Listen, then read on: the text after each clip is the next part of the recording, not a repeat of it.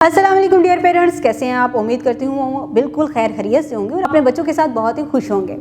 आज बच्चे ने क्लास में गाफ से शुरू होने वाली एक कहानी सुनी, तस्वीरें देखी, गाफ की शक्ल की पहचान की, उसको पढ़ना भी सीखा, लिखना भी सीखा, स्ट्रीम एक्टिविटीज़ भी की और साथ ही साथ उसने क्लास वर्क को भी बहुत अच्छे तरीके से मुकम्मल किया है। अब आपने बच्चे की डायरी चेक करनी है। उस डायरी में आपने देखना है कि बच्चे को आज होमवर्क क्या मिला है। उस होमवर्क को आपने अपनी अंडर ऑब्जर्वेशन करवाना है।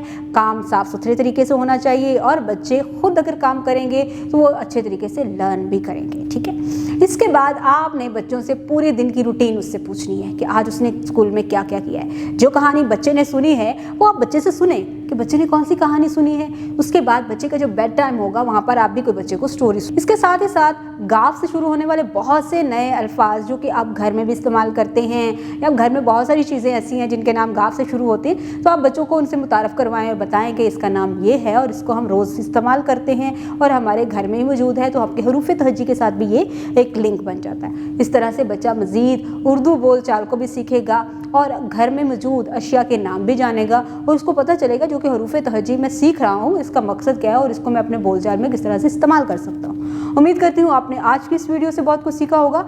मज़ीद सीखने और जानने के लिए हमारे साथ रहेगा। मिलते हैं अगली वीडियो में, तब तक के लिए खुदा हाफिज़।